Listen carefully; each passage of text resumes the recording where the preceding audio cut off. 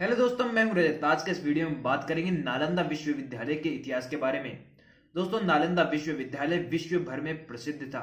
इसका निर्माण कुमार गुप्त द्वारा 450 से 470 ईस्वी के मध्य में करवाया गया, लेकिन ऐसा माना जाता है कि मोहम्मद बिन बख्तियार खिलजी द्वारा इसे जलवा दिया गया। और इसके पीछे का जो इतिहास है कि क्या कारण था कि मोहम्मद बिन बख्तियार खिलजी ने इसे जलवाया, इसके पीछे की स्टोरी काफी ज्यादा इंटरेस्टिंग है। लेकिन उससे पहले मैं आपको बता दूं दोस्तों कि नालंदा विश्वविद्यालय भारतीय गौरव का प्रतीक है।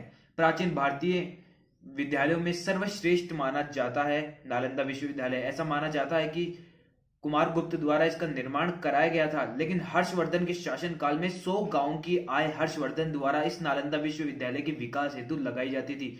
यानी हर्षवर्धन ने यह निर्धारित किया था कि उसके 100 गांव की आय नालंदा विश्वविद्यालय को जाएगी और उसके विकास के लिए कार्य करेगी। और इसके साथ ही दोस्तों ऐसा माना जाता है कि इसके अंदर उस समय में 10,000 छात्र पढ़ते थे और इसमें बौद्ध धर्म के महायान और हीनयान धर्म की शिक्षा दी जाती थी और भी कई विषयों में क्या ज्ञान दिया जाता था। लेकिन यह विश्वविद्यालय इतना विख्यात था कि चीन, यूरोप सभी जगहों से पूरे विश्व भर से यहाँ पर छात्र पढ़ने आते थे। बौद्ध धर्म के महान विद्वान चीनी यात्री हेनसुआंग ने भी 1 साल तक यहीं पे अपनी शिक्षा ग्रहण की थी और अपने ग्रंथों में इसके बारे में कई सारी बातें भी बताई है हेनसुआंग ने। और दोस्तों मैं आपको बता दूं कि नालंदा विश्वविद्यालय में उस प्राचीन काल में भी यदि किसी स्टूडेंट यानी किसी छात्र को इसमें एडमिशन लेना होता था तो पहले एंट्रेंस एग्जामिनेशन देना पड़ता था, यानी प्रवेश परीक्षा देनी पड़ती थी। उसके बाद ही उसकी गुणवत्ता के अनुसार इसमें उन्हें एडमिशन दिया जाता था। और बात करें कि इसे क्यों जलाया गया, तो दोस्तों इसके पीछे की स्टोरी काफी ज्यादा इंटरेस्टिंग है। ऐसा माना जाता है कि आक्रमणकारी मोहम्मद बिन बख्तियार खिलजी द्वारा इसे जलवा दिया गया था। इसके पीछे का कारण था कि मोहम्मद बिन बख्तियार खिलजी जब भारत पर आक्रमण करा तो वह नालंदा तक पहुंच गया था, नालंदा विश्वविद्यालय तक पहुंच गया था। उसके बाद वहां पर आकर उसकी तबीयत काफी ज्यादा खराब हो गई। उसने कई सारे मौलवी, कई सारे वेदों से इलाज करवाया, अपने मुगल वेदों से इलाज करवाया, लेकिन उसकी तबीयत में कोई, उसकी जो हालत में कोई भी सुधार नहीं आया।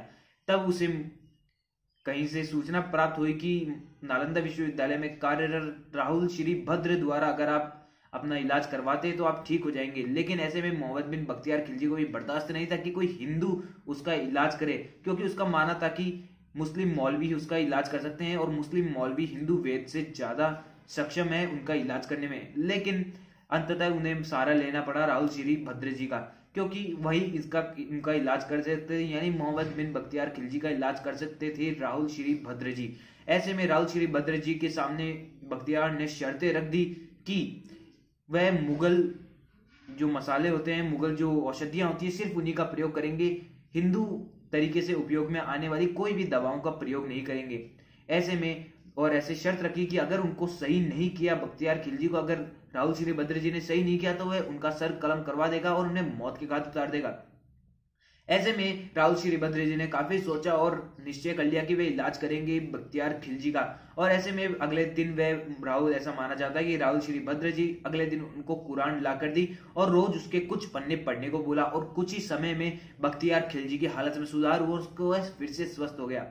लेकिन जब उसे बाद में पता चला कि बिना किसी दवाओं के मैं सही कैसे हो गया, राहुल श्री भद्र ने ऐसा क्या किया, तो बाद में खुलासा हुआ कि राहुल श्री भद्र जी ने कुरान के पन्नों पर अपनी औषधियों का लेप लगा दिया, जिससे वह बार बार जब वह पेज पलटता और उस उंगलियां अपने जीभ पर लगाता तो उसके औषधियां अंदर चल जाती और कुछ ही समय में उसकी हालत में सुधार हो गया।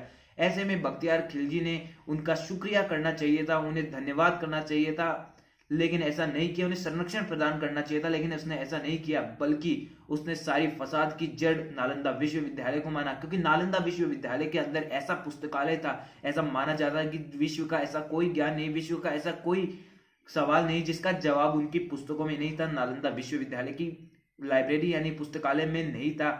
ऐसा माना जाता है कि मोहम्मद बिन बख्तियार ने अपना एहसान का बदला राहुल श्री भद्र जी से इस प्रकार निभाया कि उसने नालंदा विश्वविद्यालय में आग लगवा दी और वहां के बौद्ध भिक्षु, बौद्ध विद्वान, बौद्ध शिक्षकों को मौत के घाट उतार दिया और भीषण नरसंहार किया और नालंदा विश्वविद्यालय को जला दिया। और उसके बाद ऐसा माना जाता है कि इसके पुस्तकालय में इतनी पुस्तकें थी कि 3 माह तक नालंदा विश्वविद्यालय आग से घिरा रहा, आग से धधकता रहा। और इस प्रकार उस मुगल बिन बख्तियार खिलजी, मोहम्मद खिलजी ने अपनी क्रूरता दिखाते हुए पूरे नालंदा विश्वविद्यालय को जला दिया और तहस नहस कर दिया। आज भी नालंदा विश्वविद्यालय की स्मारक आज भी मौजूद है। जैसे कि आपने तस्वीर में नालंदा विश्वविद्यालय की तस्वीरें देखी होगी। तो दोस्तों आई थिंक आपको नालंदा विश्वविद्यालय की हिस्ट्री के बारे में पता चल गया होगा और आई थिंक आपको वीडियो भी पसंद आया होगा। अगर वीडियो पसंद आए तो वीडियो को लाइक कीजिए, चैनल को सब्सक्राइब कीजिए, बेल आइकन दबा दीजिए ताकि ऐसी और भी इंटरेस्टिंग अपडेट्स आपको देता रहूंगा। अगले वीडियो के साथ फिर से लौटूंगा, जब तक के लिए।